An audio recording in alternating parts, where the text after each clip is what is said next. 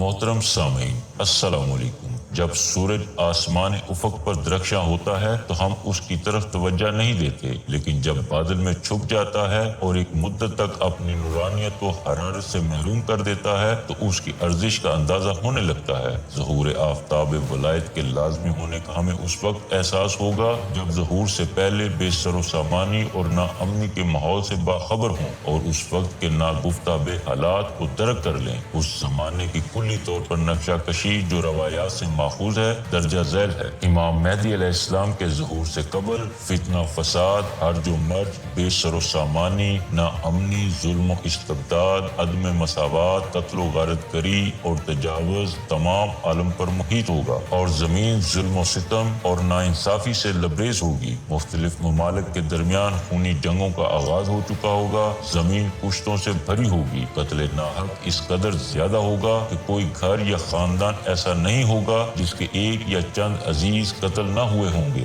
مرد و جوان جنگوں کے اثر سے ختم ہو چکے ہوں گے، یہاں تک کہ ہر 3 آدمیوں میں سے 2 قتل ہو چکے ہوں گے۔ قوم و ملت کے درمیان جان و مال بے وقت، راستے غیر محفوظ ہوں گے۔ خوف، وحشت ہر انسان کے دل میں بیٹھی ہوگی، ناگہانی اور حادثاتی موتوں کی کثرت ہوگی، معصوم بچے بدترین شکنجوں کے ذریعے ظالم اور جابر حکام کے ہاتھوں قتل کیے جائیں گے۔ سڑکوں اور چوراہوں پر حاملہ عورتوں کی عصمت دری ہوگی، جان لیوا بیماریاں، لاشوں کی بدبو اور انواع و اقسام کے ہتھیاروں کا استعمال عام ہو چکا ہوگا۔ کھانے پینے کی اشیاء میں کمی ہو چکی ہوگی، مہنگائی و قحط سے لوگوں کی زندگی مفلوج ہو جائے گی، زمین بیج قبول کرنے اور اناج اگانے سے انکار کر دے گی، بارشیں نہیں ہوں گی تو بے وقت اور نقصان دہ ہوں گی۔ قحط ایسا پڑے گا کہ لوگ معمولی سی غذا کے حصول کے لیے اپنی عورتوں اور بچوں کو دوسروں کے حوالے کر دیں گے۔ ایسے مشکل اور ناسازگار ماحول میں انسان نا امیدی کا شکار ہو جائے گا اور اس وقت موت اللہ کا بہترین ہدیہ سمجھی جائے گی۔ لوگوں کی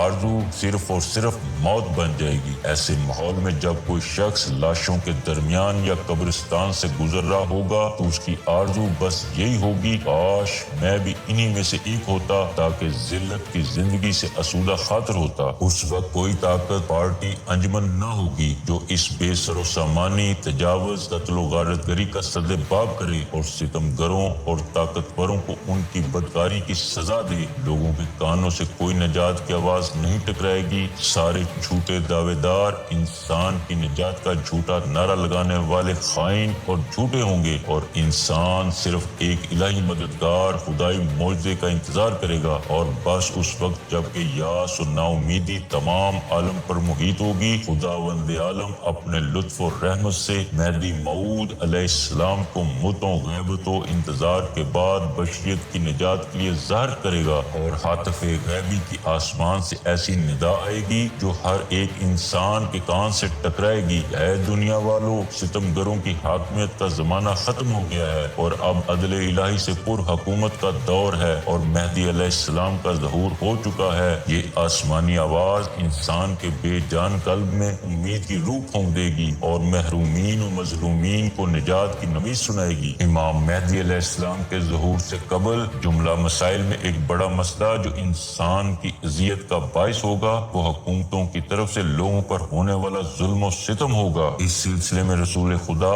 صلی اللہ علیہ وآلہ وسلم فرماتے ہیں کہ آخر زمانہ میں شدید مصیبت اس سے سخت ترین مصیبت سنی نہیں ہوگی، اسلامی حکمرانوں کی طرف سے میری امت پر آئے گی، اس طرح سے کہ زمین اپنی وسعت کے باوجود تنگ ہو جائے گی اور ظلم و ستم سے ایسی لبریز ہوگی کہ مومن ظلم سے چھٹکارے کے لیے پناہ کا طالب ہوگا لیکن کوئی جائے پناہ نہ ہوگی۔ رسول خدا صلی اللہ علیہ وسلم نے فرمایا کہ میرے بعد خلفاء ہوں گے، خلفاء کے بعد عمراء اور عمراء کے بعد بادشاہ، ان کے بعد جابر و ستمگر حاکم ہوں گے، پھر حضرت امام مہدی ظہور کریں گے۔ ایک اور روایت میں رسول خدا صلی اللہ علیہ وسلم نے فرمایا کہ میرے بعد تمہیں 4 فتنوں کا سامنا ہوگا۔ پہلے فتنے میں خون مباح سمجھا جائے گا اور قتل کی زیادتی ہوگی، دوسرے فتنے میں خون اور مال حلال سمجھا جائے گا اور قتل و غارت گری کا بازار گرم ہوگا، تیسرے فتنے میں لوگوں کے خون و مال اور عزت مباح سمجھی جائے جائے گی اور قتل و غارت گری کے علاوہ انسان کی ناموس بھی محفوظ نہیں رہے گی۔ چوتھے فتنے میں اندھیرے کا راج ہوگا اور ایسا سخت زمانہ آئے گا جیسے دریا میں کشتی تلاتم اور اضطراب کا شکار ہو، جس کی وجہ سے کسی کو پناہ گاہ نصیب نہیں ہوگی۔ شام سے فتنے اٹھیں گے اور عراق پر محیط ہو جائیں گے۔ محترم سامعین، ظہور امام مہدی علیہ السلام کے حالات سے آگاہی کے سلسلے میں اب تک کے لیے بس اتنا ہی۔ انشاءاللہ ہم مزید معرفت و آگاہی کی ویڈیوز کے ساتھ دوبارہ حاضر ہوں گے۔ تب تک اپنا اور اپنے دوستوں، عزیز و اقارب کا خیال رکھیے گا۔ والسلام۔